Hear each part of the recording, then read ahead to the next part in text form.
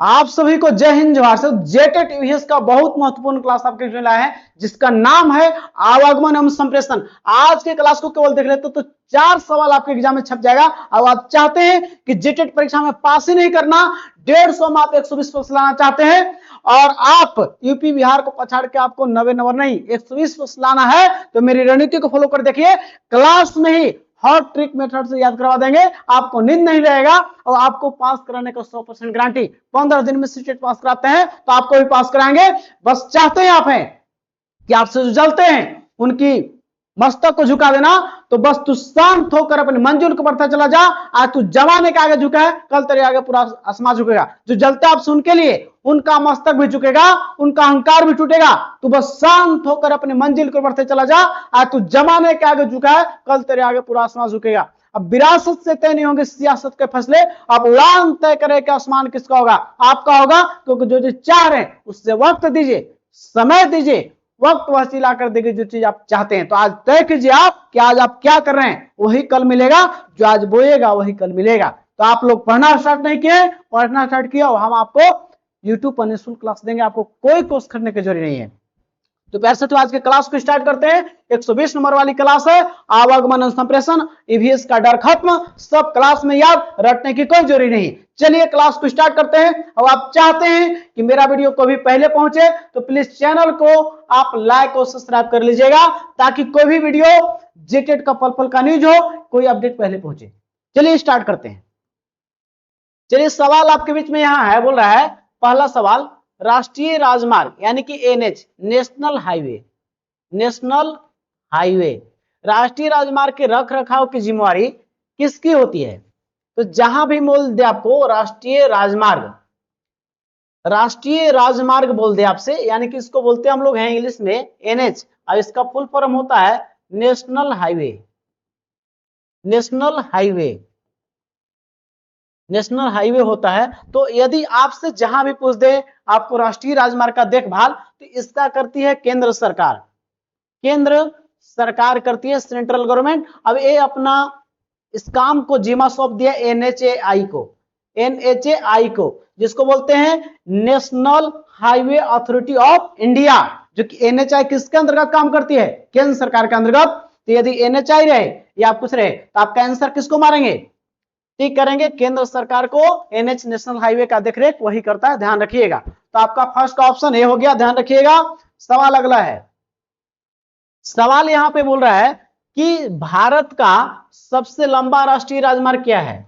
भारत का जो है सबसे लंबा राष्ट्रीय मार्ग, जो हरियाणा टेट में पूछा हुआ है, आपको पी टेट में पूछा हुआ है, सीजी टेट में भी पूछा हुआ है, बहुत महत्वपूर्ण सवाल है और आपके एग्जाम में भी अब आने की संभावना है। तो सबसे लंबा राजमार्ग है NH44 है। कौन है?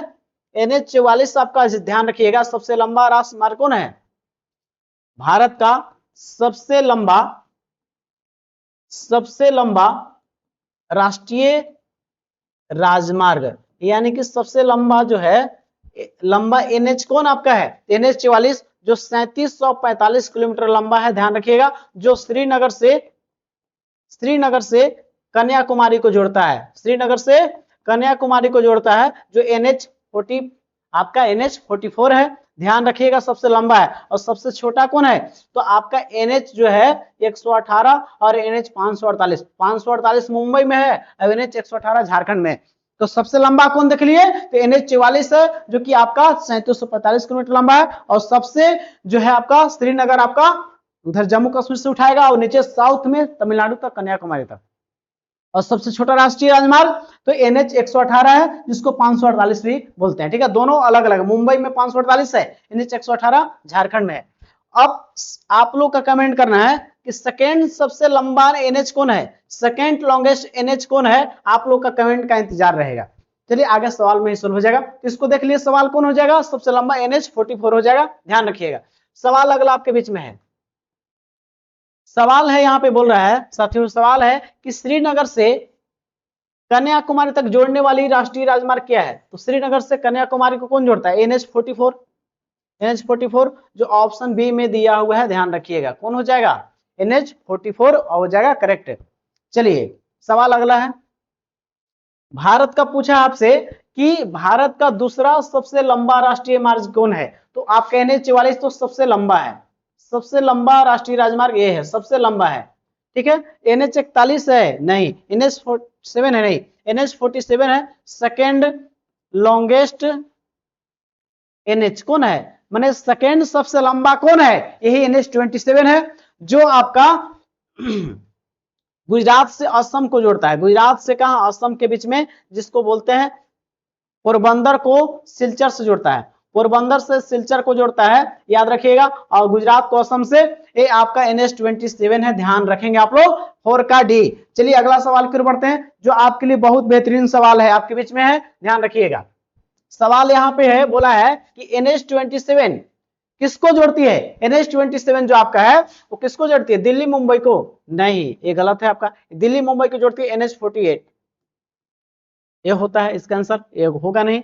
दिल्ली मुंबई चेन्नई को नहीं, चेन्नई कोलकाता को नहीं, तो आपका गुजरात से असम को जोड़ता है कौन, NH27 किसको जोड़ता है, सेकेंड लॉन्गेस्ट, तो गुजरात को असम को, याद रखिएगा 5 का D। चलिए अगला सवाल आपके बीच में है, जो ध्यान रखिएगा, बोल रहा है NH44 जो सबसे लंबा है और सबसे सेकंड कौन है, NH27, आपस में एक दूसरे को कहां काटते हैं, तो ध्यान रखिएगा, ये आपका जो है यहां से श्रीनगर से आपका कौन है, श्रीनगर से उठता है कन्याकुमारी तक, ये आपका जिसका नाम है NH44, NH44। अब इधर आपका गुजरात से स्टार्ट होता है और कहां तक चलता है, गुजरात से स्टार्ट होता है और जाता आपका है गुजरात के पोरबंदर से स्टार्ट होके यहाँ सिलचर असम के बीच में जाता है, जिसका नाम है NH27।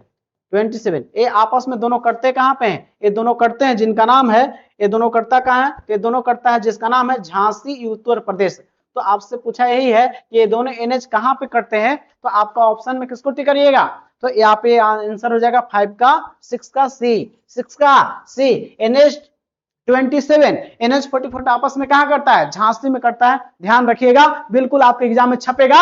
आप क्लास को अंतिम तक केवल देख लीजिएगा ना, ऐतिहासिक वीडियो होने वाला, क्लास एक भी छूटेगा सवाल नहीं, और सबका भलूदा बना देंगे और क्लास में याद करा देंगे, याद रखिएगा। तो NH44 है आपका, जिसको सबसे लंबा है, सबसे फर्स्ट नंबर पर लंबा कौन है, NH44 है, ध्यान रखिएगा कौन है 44, राष्ट्रीय राजमार्ग 44 जो श्रीनगर को कन्याकुमारी से जोड़ता है। दूसरा सबसे लंबा है जिसका नाम है NH27 जो गुजरात के पोरबंदर से शुरू होकर यहाँ सिलचर असम को जोड़ता है, ध्यान रखिएगा। आपके एग्जाम में ऐसे सवाल आएंगे और आपको क्लास में ही याद करवा देंगे, तो आपको डरना नहीं है। चलिए अगले सवाल की ओर बढ़ते हैं।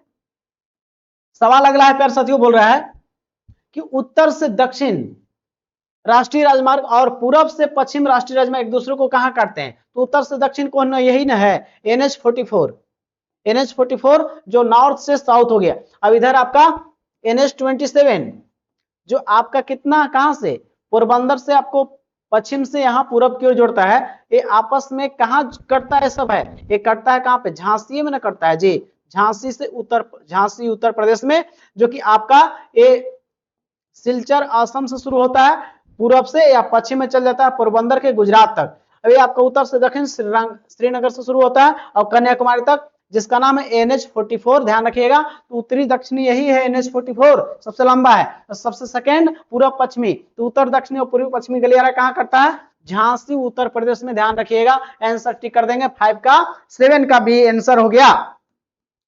चलिए अगले सवाल की ओर बढ़ते हैं प्यारे साथियों। सवाल आपके बीच में है, सवाल यहाँ पे देखिए कह रहा है, सवाल आपका यहाँ पे आपके सामने, भारत के 4 महानगर जोड़ने वाली योजना का नाम क्या है। तो ये 4 महानगर किसका है, 4 महानगर को जोड़ने वाली योजना, 4 महानगर को जोड़ने वाली योजना कौन है, स्वर्णिम चतुर्भुज योजना। स्वर्णिम चतुर्भुज योजना जो है 4 महानगर को जोड़ती है, ध्यान रखिएगा। स्वर्णिम चतुर्भुज योजना, चांदी चतुर्भुज योजना गलत, स्वर्णिम चतुर्भुज त्रिभुज योजना नहीं, स्वर्णिम चतुर्भुज योजना जो है दिल्ली मुंबई कोलकाता को जोड़ता है। दिल्ली मुंबई कोलकाता और चेन्नई को जोड़ने वाली ये आपको स्वर्णिम चतुर्भुज योजना है, ध्यान रखिएगा। किसको किसको, दिल्ली मुंबई कोलकाता चेन्नई को जोड़ने वाली, ये आपका ध्यान रखिएगा, बिल्कुल आपका हो जाएगा सी करेक्ट, 8 का सी। अगला सवाल की ओर बढ़ते हैं, ध्यान दीजिएगा। 9 नंबर सवाल आपके बीच में है। सवाल है यहाँ पे, स्वर्णिम चतुर्भुज के अंतर्गत कौन कौन महानगर आते हैं, तो अभी ये बताया कि दिल्ली आता है, दिल्ली मुंबई कोलकाता और चेन्नई। मैप से कैसे याद रखिएगा, ध्यान रखिएगा। तो ये आपको ऐसे ध्यान रखना है, कैसे याद रखिएगा आप लोग, बिल्कुल आपको याद हो जाएगा, डरना आपको नहीं है। हम आपको क्लास में सब याद करने का वादा दिया है और 100% गारंटी भी देते हैं। कैसे देखिएगा, दिल्ली यहां से स्टार्ट होगा, दिल्ली यहां से चलेगा, मुंबई पश्चिम की ओर है, यहाँ पे मुंबई, यहां पे कोलकाता है,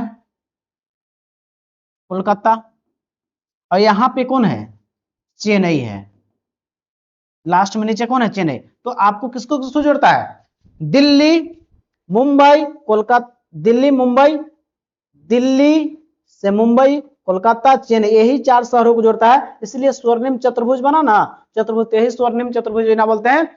दिल्ली मुंबई चेन्नई कोलकाता को आपस में जोड़ता है स्वर्णिम चतुर्भुज योजना। तो आपको कौन कौन है, तो दिल्ली, यहाँ पे ऑप्शन डी में दिया हुआ है, दिल्ली है, मुंबई है, चेन्नई कोलकाता, आपका ऑप्शन डी हो जाए करेक्ट। ये नहीं होगा, दिल्ली मुंबई तो सही, चेन्नई उड़ीसा नहीं है, ये काट देंगे।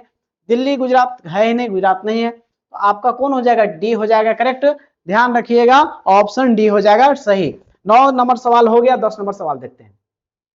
सवाल आपके बीच में है, बोल रहा है कि दिल्ली से मुंबई को जोड़ने वाली राष्ट्रीय राजमार्ग। तो देखिएगा, आपका जो है NH48, कौन है NH48, दिल्ली से किसको जोड़ता है, दिल्ली से मुंबई को जोड़ता है, और फिर यही आगे चलकर मुंबई से किसको जोड़ता है, चेन्नई को जोड़ता है। तो ये आपका NH48 किसको जोड़ता है, आपको दिल्ली से मुंबई को। तो ऑप्शन आपका कौन हो जाएगा, सी हो जाएगा करेक्ट। और आगे पूछेगा कि मुंबई से चेन्नई को कौन जोड़ता है, तो NH48 ही आपको मार देंगे। चलिए 10 का हो जाएगा सी। अगला सवाल, सवाल अगला प्यार साथियों आपके बीच में है, क्लास में सब याद हो जाएगा। जो याद रखिएगा, डॉक्टर भीमराव अम्बेडकर बोले हैं, शिक्षा वस्त्रनी का दूध है, जो पिएगा वही दहाड़ेगा, न तो भीड़ का हिस्सा रह जाएगा। आप तय करिए कि आपको भीड़ का हिस्सा बनना है कि आपको एक कुछ पहचान बनना है। पहचान बनाने के लिए अकेले चलना पड़ता है और उसके लिए दिन रात मेहनत नहीं करना है। मेरी गाइडलाइन को फॉलो कीजिए, आप उसको पास ही नहीं, आप टॉप कर करिएगा। दिल से मेहनत कीजिए और लगातार कीजिए, आपकी सफलता उस एग्जाम में, आप टॉपर बनने वाले हैं प्यारे साथियों, टॉपर। तो आपको जो है एग्जाम में पास कराने की गारंटी कैसे देते हैं, तो दिल से कोई काम को कीजिए और लगातार कीजिए, आपकी सफलता निश्चित ही मिलेगी, निश्चित ही मिलेगी। यहां पे सवाल आपका है, अगला सवाल की ओर बढ़ते हैं इससे पहले एक और आपको लिए, आपके सफलता के लिए, क्या विरासत से तय नहीं होंगे सियासत के फैसले। अब उड़ान तय करेगा कि आसमान किसका होगा, आसमान उसी का होगा जो मेहनत करेगा और दिल से मेहनत करेगा और सही रणनीति के साथ मेहनत करेगा, नहीं तो बीच में ही फंस जाएगा। तो आप तय कीजिए, आप फंसना चाहते हैं कि आप आगे जाना चाहते हैं। तो फंसना नहीं चाहते हैं तो आप बिल्कुल हमसे जुड़िए या किसी और अनुभवी शिक्षक से जुड़िए। मैंने खुद इस सीटेट पास करके 15 दिन में सीटेट पास कराते हैं। अब आपको भलूदा बना देंगे। ईवीएस में 30 आएगा और जेटेट परीक्षा में 120 प्लस आएगा। प्यारे साथियों, चुकना नहीं है, चुक जाएगा तो आपका विरोधी आपको अंदर अंदर खुश हो जाएगा, लेकिन अभी लग रहा है उसको कि नहीं नौकरी होगा। नौकरी तो भगवान को होता है, इन्हें किसी को होता है, लेकिन याद रखिएगा आप ही वो भगवान होने वाले हैं, आप ही भगवान होने वाले हैं। फिर वो देखिएगा अंदर से, लेकिन आज मेहनत कर जाइए, क्योंकि जो चाहते हैं उससे वक्त दीजिए, समय दीजिए, वक्त वह चिल्ला कर देगी जो चीज चाहते हैं। प्यारे साथियों, अगला सवाल आपके बीच में है, ध्यान रखिएगा।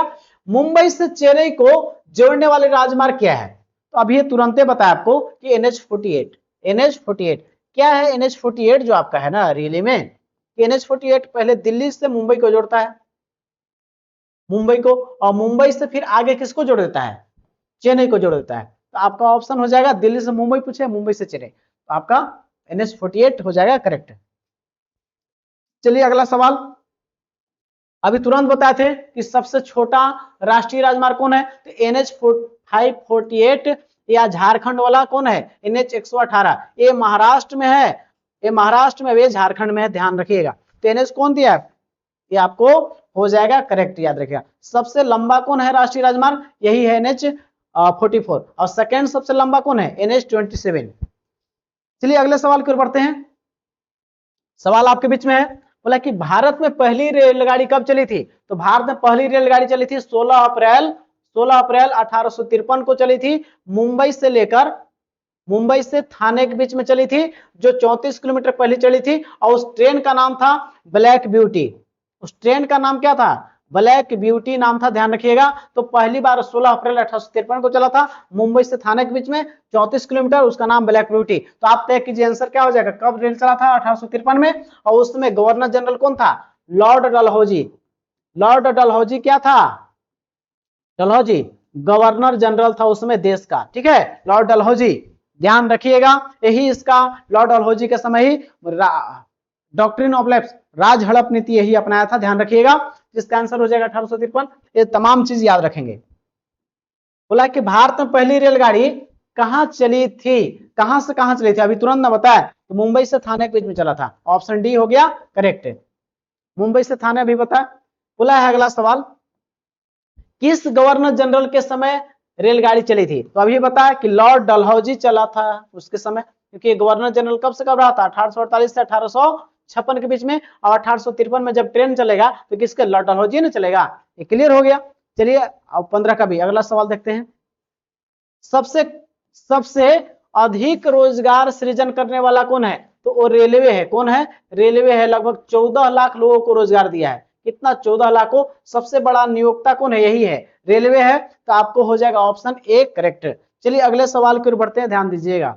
सवाल आपके बीच में अगला है कि भारत में सबसे लंबी तय दूरी करने वाली कौन सी ट्रेन है, तो वो नाम है विवेक एक्सप्रेस। विवेक एक्सप्रेस है, विवेक एक्सप्रेस है, जो कि आपको असम से शुरू होगा और आपको कन्याकुमारी तक ये जाता है। तो ध्यान रखिएगा। तो ए कौन हो जाएगा, विवेक एक्सप्रेस हो जाएगा करेक्ट। इसका हो जाएगा 17 का ए। चलिए अगला सवाल आपके बीच में है। बोल रहा है साथियों सवाल कि भारतीय रेल को कितने जोन में बांटा गया है, तो 18 जोन में बांटा गया है। ध्यान रखिएगा, कितने जोन में, 18 जोन में। तो आपका ऑप्शन हो जाएगा बी।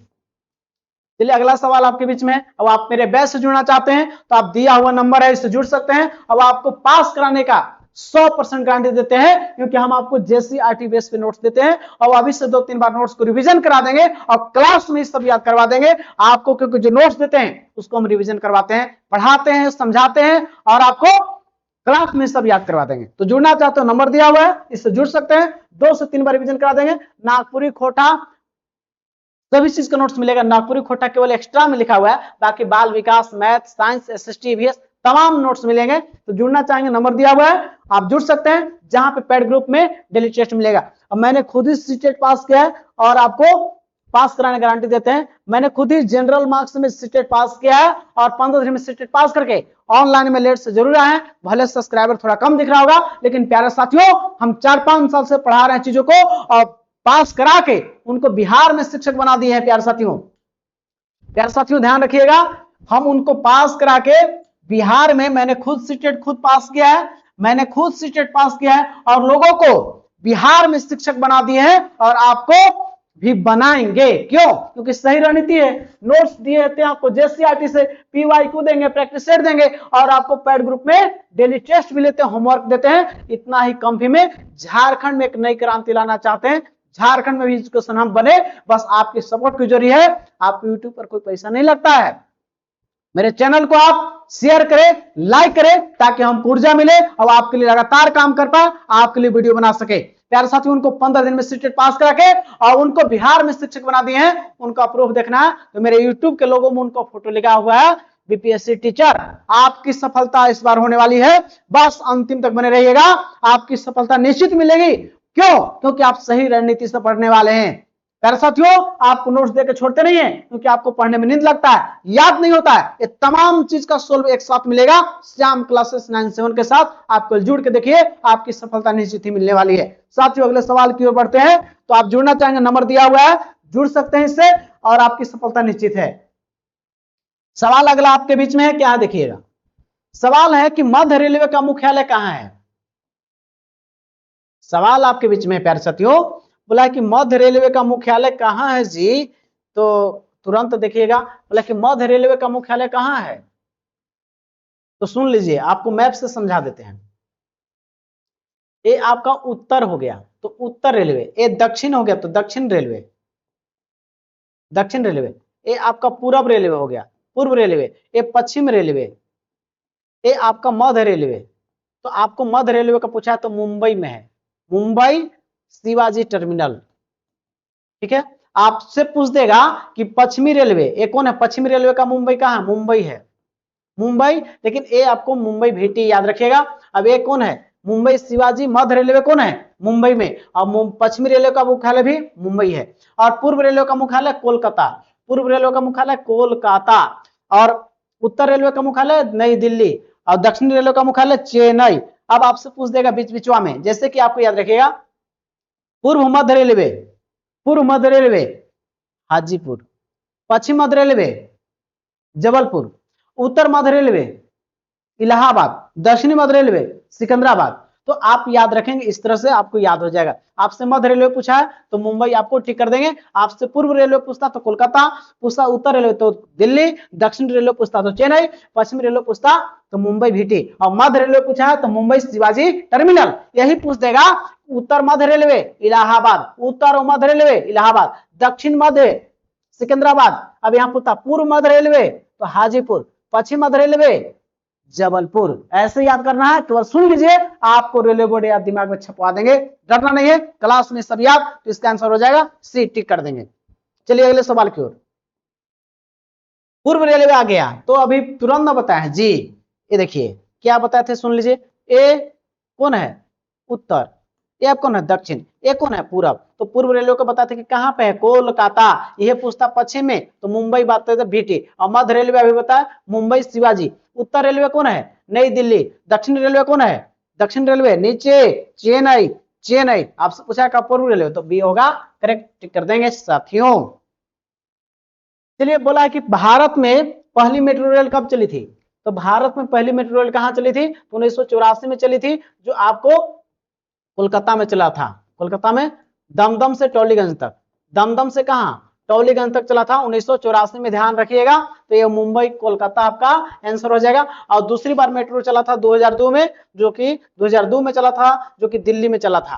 पहला मेट्रो कोलकाता में, आपको हो जाएगा करेक्ट।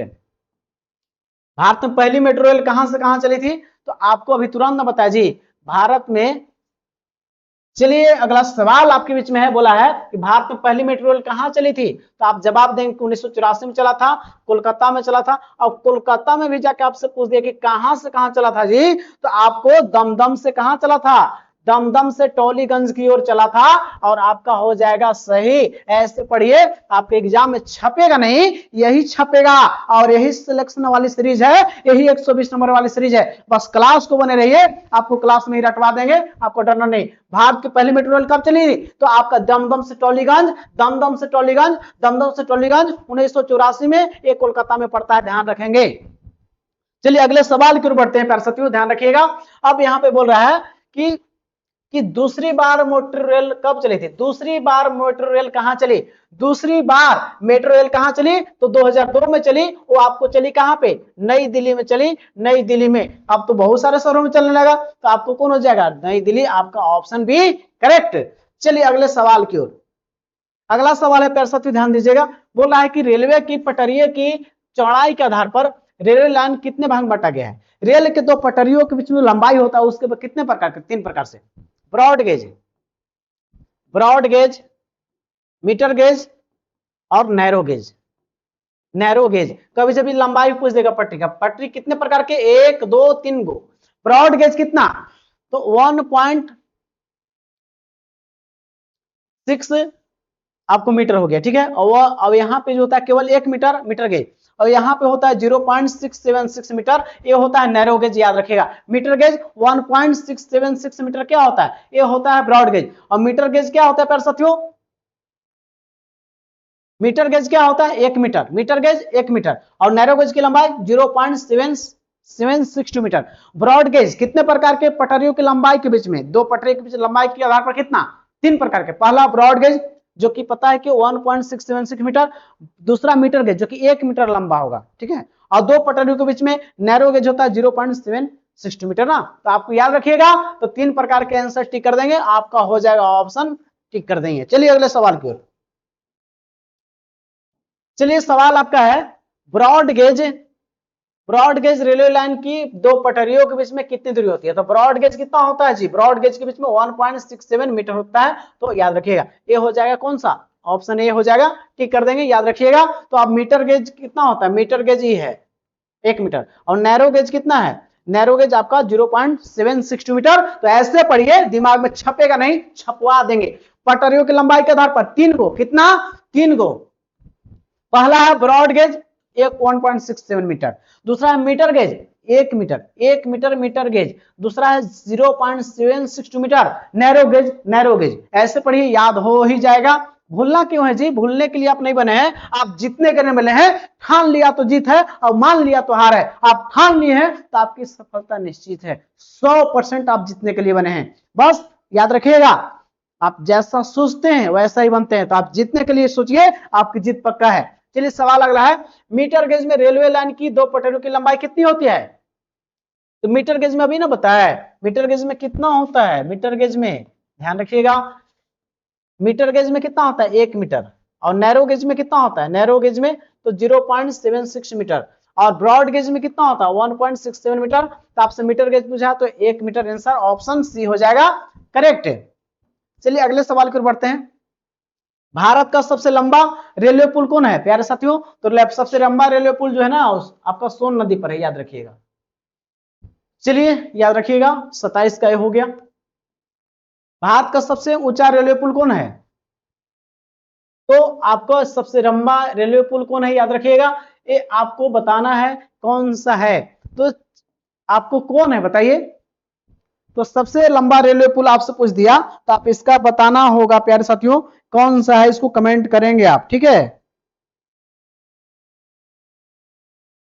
तो आप लोग कमेंट करेंगे इसको कि इस सबसे लंबा रेलवे पुल कौन सा है। आपके कमेंट के लिए है कि भारत का सबसे ऊंचा रेलवे पुल कौन सा है। अब हम थोड़ा सा कर देते हैं कि बस से नाम उसका है, हम आपको हिंट्स कर देते हैं कि बस उसका नाम है। अब आप लोग को कमेंट करना है कि बस से कौन नाम है। इसके लिए आपको 28 नंबर सवाल छोड़ देते हैं। अब अगले सवाल पे बढ़ते हैं।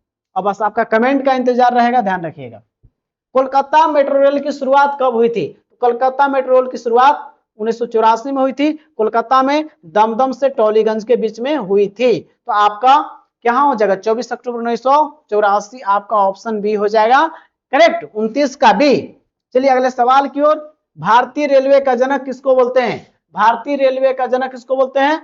तो लॉर्ड डलहौजी उस समय गवर्नर जनरल था, उसको बोलते हैं। तो ऑप्शन ए हो जाएगा करेक्ट। एमपी टेट में सवाल पूछा हुआ है। अगले सवाल की ओर बढ़ते हैं। रेल दिवस कब मनाते हैं? तो पहला रेल चला था 16 अप्रैल 1853 को। कैसे इसको बनाएंगे? तो पहला रेल कब चला था? 16 अप्रैल 1853 को, इसलिए रेल दिवस मनाते हैं 16 अप्रैल को। और ऑप्शन बी में दिया हुआ है, ध्यान रखिएगा। तो आगे बढ़ जाते हैं सवाल की ओर। भारतीय रेल का राष्ट्रीयकरण कब हुआ? तो 1950 में हुआ है, याद रख लीजिएगा। ऑप्शन बी टिक कर देंगे। चलिए 33 नंबर सवाल। भारत में रेलवे लाइन की लंबाई सबसे अधिक राज्य में सबसे अधिक कहां पे है? तो उत्तर प्रदेश में है, ध्यान रखिएगा। ऑप्शन ए ही सही हो जाएगा। भारतीय रेल में सबसे बड़ा आय का माध्यम क्या है? तो भारतीय रेल में आय का सबसे बड़ा साधन क्या है? तो माल ढुलाई जो करता है ना, उससे आता है, याद रखिएगा। पैसेंजर से नहीं आता है। 34 का भी करेक्ट हो गया।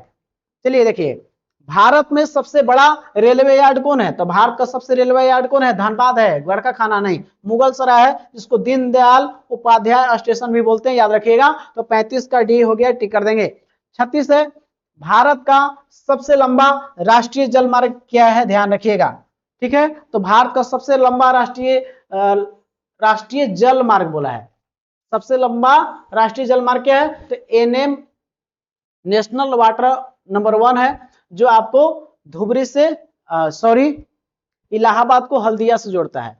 इलाहाबाद से हल्दिया को जोड़ता है। पहला नेशनल वाटर जो है, पहला राज्य सबसे लंबा है, जो 1620 किलोमीटर लंबा है, जो कि गंगा नदी पर बना हुआ है, याद रखिएगा। इस सवाल को पूछ दे कि सबसे भारत का सबसे लंबा राष्ट्रीय जलमार्ग कौन है? तो नेशनल वाटर 1 है, राष्ट्रीय जलमार्ग 1 है। अंतरदेशीय है, क्योंकि हमारे देश के अंतर है, इसलिए अंतरदेशीय भी बोलते हैं। और इलाहाबाद से हल्दिया को जोड़ता है, 1620 किलोमीटर लंबा है और गंगा नदी के तट पर है, याद रखिएगा। मतलब नदी या नहरों के माध्यम से जो होता है आवागमन, उसी को जलमार्ग बोलते हैं। चलिए, तो आपका ऑप्शन ए टिक कर देंगे, ध्यान रखिएगा, ध्यान रखिएगा। चलिए अगला सवाल है, राष्ट्रीय जलमार्ग 1 का विस्तार कहां से कहां है? तो अभी ये पता है कि कहां से कहां। तो प्रयागराज को क्या बोलते हैं? इलाहाबाद। इलाहाबाद प्रयागराज को बोलते हैं। तो इलाहाबाद से हल्दिया के बीच में, तो ऑप्शन ए कर देंगे, टिक कर देंगे, ध्यान रखिएगा। धुबरी से सदिया होता है, नेशनल वाटर 2 करता है, जो कि आपको धुबरी से सदिया है, जो आपको 800 कुछ किलोमीटर लंबा है, और याद रखिए 891 किलोमीटर लंबा है। साथ ही याद रखिएगा ये ब्रह्मपुत्र नदी के तट पर है। चलिए, तो आपका राष्ट्रीय जलमार्ग एक किसको जोड़ता है? इलाहाबाद से हल्दिया या प्रयागराज से हल्दिया, जो कि 1620 किलोमीटर लंबा है। चलिए, और गंगा नदी पर है।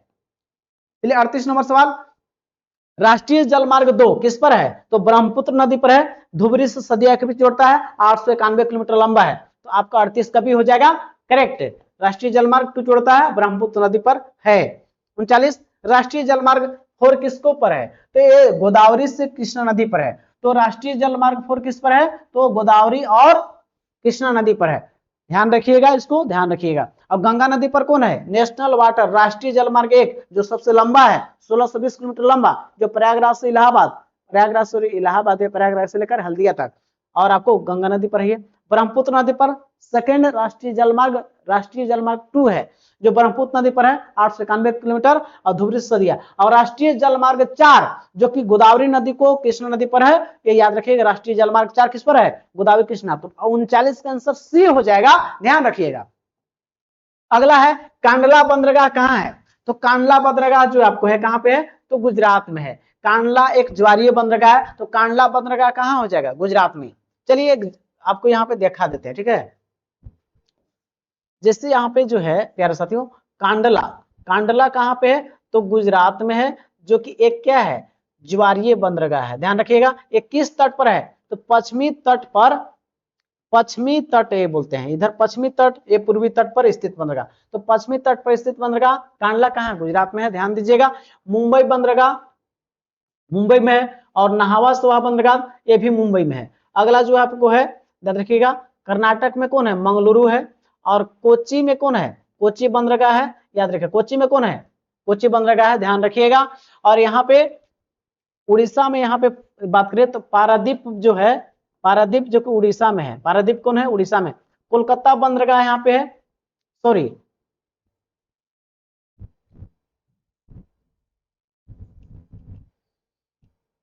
यहाँ पे देखिएगा तो सबसे ऊपर जो है, यहाँ पे कोलकाता में हुगली नदी पर एक बंदरगाह है, हुगली नदी पर बंदरगाह, जिसका नाम है कोलकाता बंदरगाह, ठीक है। ये आपका पूर्वी तट पर। यहाँ पर आगे देखिएगा पारादीप बंदरगाह है, पारादीप जो कि उड़ीसा में है। पारादीप बंदरगाह कहाँ पे? उड़ीसा में है। फिर याद देखिएगा एक विशाखापत्तनम बंदरगाह जो है, विशाखापत्तनम बंदरगाह जो कि आंध्र प्रदेश में है, जो कि सबसे गहरा है, सबसे गहरा बंदरगाह है, जो कि डॉल्फिन नोज पहाड़ी से घिरा हुआ है या उसको सुरक्षित है। याद रखिएगा, विशाखापत्तनम आंध्र प्रदेश में, और सबसे गहरा है, और सबसे याद रखिएगा डॉल्फिन नोज पहाड़ी से घिरा हुआ है। यहाँ पे मुंबई, चेन्नई में बंदरगाह है। यहाँ पे तूतीकोरिन बंदरगाह है, तूतीकोरिन, एनोर और चेन्नई बंदरगाह। तो तमिलनाडु में 3 गो है, चेन्नई बंदरगाह, एनोर बंदरगाह और तूतीकोरिन बंदरगाह। 3 बंदरगाह आपका कहाँ पे है? यहाँ पे है तमिलनाडु में। तो यही बंदरगाह था। सबसे पहला कांडला कहाँ पे है? तो कांडला आपका गुजरात में है, ध्यान रखेंगे आप लोग। तो एक बार देख लीजिएगा, पश्चिमी तट पर कांडला बंदरगाह गुजरात में, फिर आपका मुंबई बंदरगाह और नहावा सोहा बंदरगाह, दोनों मुंबई महाराष्ट्र में। फिर आपका है कोच्चि बंदरगाह कहाँ पे है? केरला में है। और आपको न्यू मंगलुरु बंदरगाह कहाँ है? कर्नाटक में। यहाँ पे बात करें तो सबसे ऊपर कोलकाता बंदरगाह हुगली नदी पर है, पारादीप बंदरगाह उड़ीसा में, फिर यहाँ विशाखापत्तनम बंदरगाह आंध्र प्रदेश में, सबसे गहरा और डॉल्फिन उससे सुरक्षित है। फिर आपको तमिलनाडु में 3 गो, एनोर बंदरगाह, तूतीकोरिन बंदरगाह और चेन्नई बंदरगाह, ये तीनों बंदरगाह तमिलनाडु में, ध्यान रखिएगा। और चेन्नई बंदरगाह कृत्रिम बंदरगाह है, मैंने मानव निर्मित है, और आपका सबसे पुराना है कृत्रिम में। चलिए अगला सवाल आपकी ओर बढ़ते हैं।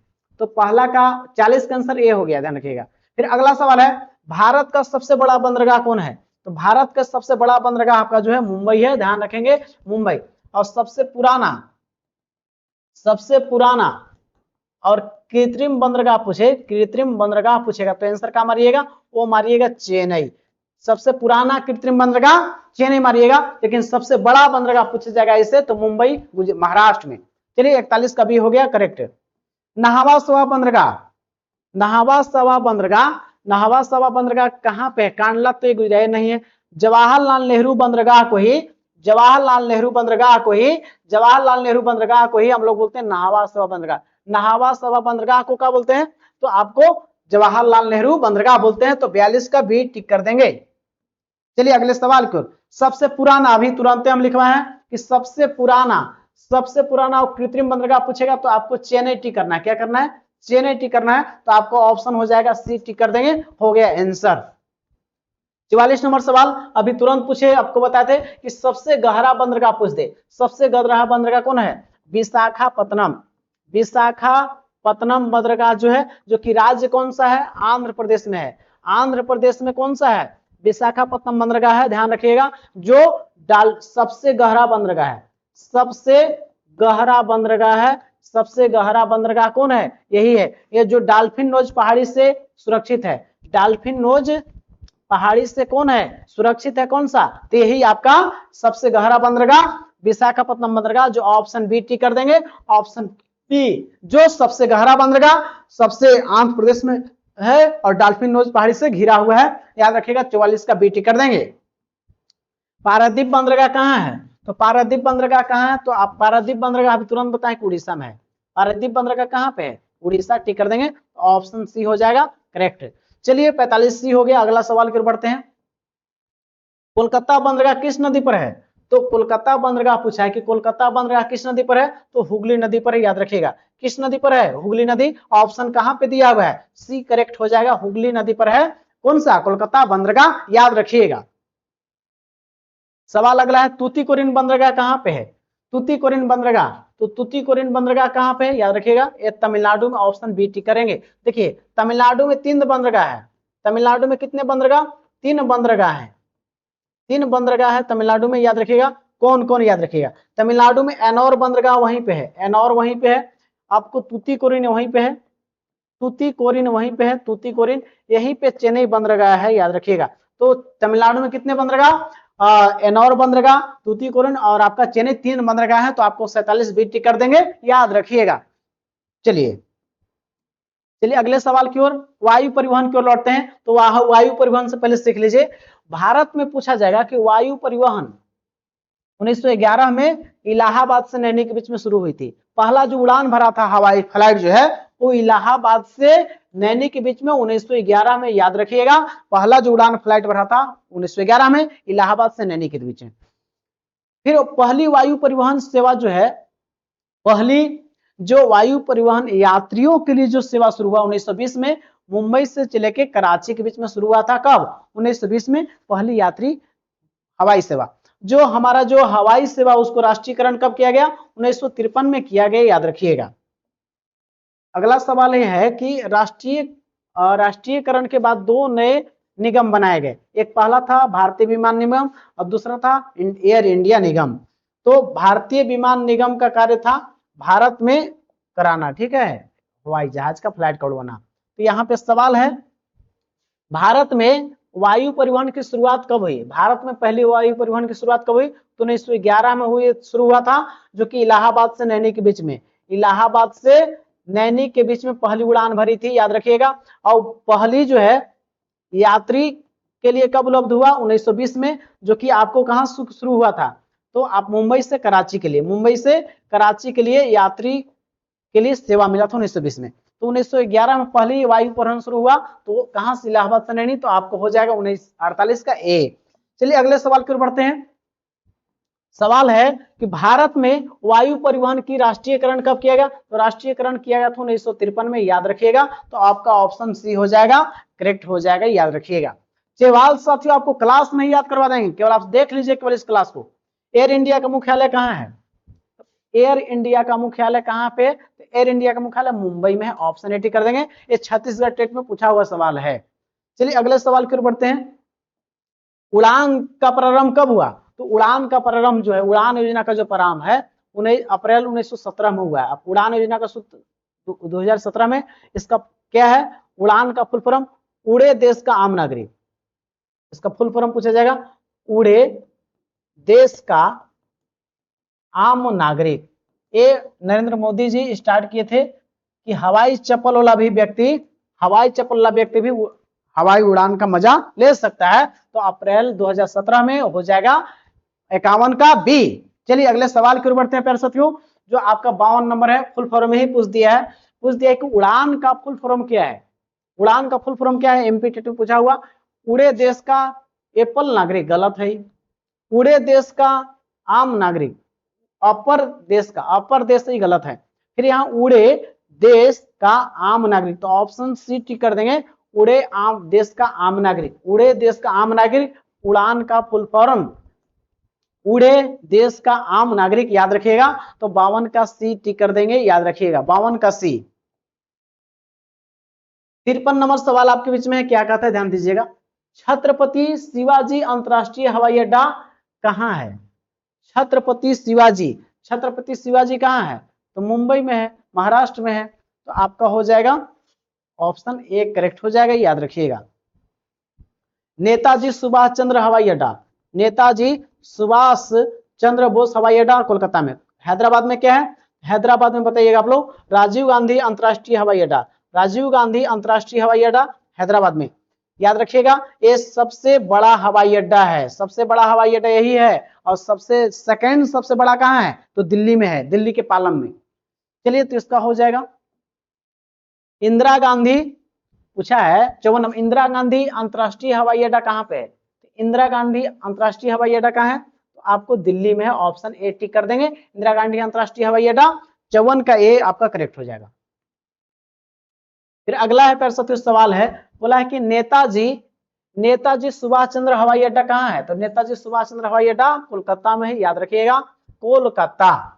चलिए 55 का ए करेक्ट हो गया। 56 बोला कि राजीव गांधी अंतरराष्ट्रीय हवाई अड्डा कहाँ है? तो राजीव गांधी अंतरराष्ट्रीय हवाई अड्डा आपका ऑप्शन सी हैदराबाद में अंतरराष्ट्रीय राजीव गांधी हवाई अड्डा। चलिए अगला सवाल की ओर बढ़ते हैं। बोला कि बिरसा मुंडा हवाई अड्डा कहाँ है? तो ये आपको रांची में है। कहाँ पे है? ये रांची में है, याद रखिएगा। तो आपका ऑप्शन बी सी हो जाए करेक्ट। जो बिरसा मुंडा हमारे एक आदिवासी नेता हैं, जो आपको उलगुलान आंदोलन से जिनका जन्म हुआ था 15 नवंबर 1875 को, और इनकी मृत्यु जो है 9 जून 1900 ईस्वी को रांची जेल में हजे से हो गई थी। और 1895 से 19 ईस्वी को आदिवासी के अधिकार के लिए मुंडा उलगुलान के नेतृत्व किए थे, याद रखिएगा। इनको धरती आबा बोलते हैं, भगवान बिरसा भी बोलते हैं, विश्व पिता का अवतार बोलते हैं। और झारखंड के पहले आदिवासी क्रांतिकारी हैं, जिनका संसद भवन पुराना में इनका फोटो लगा हुआ था। तो आपको ये हो गया। झारखंड के दूसरा अंतरराष्ट्रीय हवाई अड्डा जो आपको कौन है, जो कि 2022 में उद्घाटन हो गया, जो देवघर एयरपोर्ट है। जो आपको दूसरा अंतरराष्ट्रीय लेवल का एयरपोर्ट उद्घाटन कहाँ हुआ पे?